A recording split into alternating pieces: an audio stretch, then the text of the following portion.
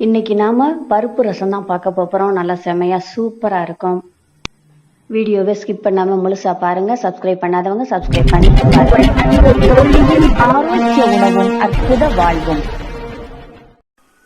இப்ப first 1 spoon துவரம்பருப்பு, 1 spoon பாசி பருப்பு ஒரு பாத்திரத்துல போட்டுட்டு 1 லிட்டர் தண்ணி ஊத்தி அதை வேக வச்சிடலாம். இந்த பக்கமா ஒரு பவுல்ல ஒரு நெல்லிக்காய் அளவு புளி போட்டு தண்ணி ஊத்தி அதையும் நல்லா உடைச்சு விட்டு ஊற வச்சிடலாம். அடுத்ததா அந்த பருப்பு கூட 8 சின்ன வெங்காயத்தை உரிச்சு போட்டுட்டு 2 பச்சை மிளகாயை கீறி போட்டு அதை வேக வச்சுட்டு இந்த பக்கமா ஒரு பவுல்ல ஒரு பெரிய தக்காளியை கட் பண்ணி போட்டு நல்லா கரைச்சி விட்டுட்டு இதையும் எடுத்து அந்த பருப்பு கூடவே சேர்த்து ஊத்தி அதையும் நல்லா வேக வச்சிடலாம்.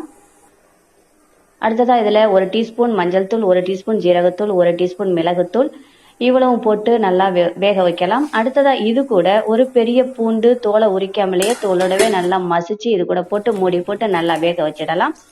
இந்த பக்கமா நாம ஊற வச்ச புளிய ஒரு பவுல்ல கரைச்சி வச்சிடலாம். ஒரு குட்டி தேங்காய் மூடியை எடுத்து துருவி அதை ஒரு பவுல்ல போட்டு கொஞ்சமா தண்ணி விட்டு இறுக்க நல்லா பிசைஞ்சு விட்டு அந்த பாலை இறுக்க புழிஞ்சு ஒரு டம்ளர்ல எடுத்துக்கலாம். ஒரு 100 ml அளவுக்கு வரும் இந்த பால், அதை எடுத்துக்கலாம்.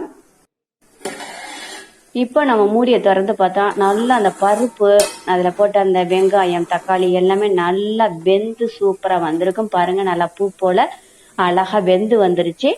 இப்போ இதை எடுத்து அடுத்ததா வேற ஒரு பவுல்ல நாம ஊத்திக்கலாம். ஊத்திட்டு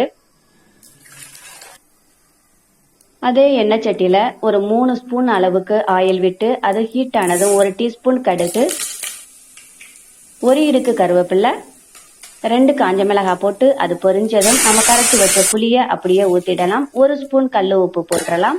போட்டுட்டு இதை மூடி போட்டு அதை கொதிக்க விடலாம். லேசா கொதி வந்துட்டாலே போதும். இப்போ நாம இதுல நம்ம எடுத்து வச்ச அந்த பருப்பு ரசம் அதை சேர்த்து ஊத்திக்கலாம். ஊத்திட்டு நம்ம எடுத்து வச்ச அந்த தேங்காய் பாலையும் இது கூட ஊத்திக்கலாம்.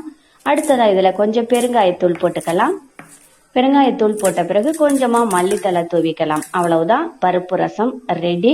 செமையா சூப்பரா இருக்கும். இது நல்லா அழகா எல்லாத்தையும் ஒரு கரண்டி போட்டு மிக்ஸ் பண்ணி விட்டு இப்ப நாம டேஸ்ட் பார்க்கலாம்.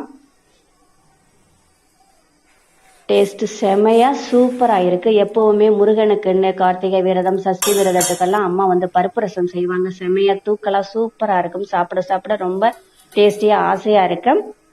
அது வைக்கிற சாம்பார்ல இருந்து கொஞ்சமா அந்த தண்ணியில எடுத்துக்கிடுவாங்க. நம்ம தனிப்பட்ட முறையில பருப்பு ரசம் செய்யணும்னா இதே மாதிரி பருப்பு தனியா வேக வச்சு இதே மாதிரில செய்யலாம். நீங்களே ட்ரை பண்ணி பாருங்க, கண்டிப்பா உங்களுக்கு பிடிக்கும்.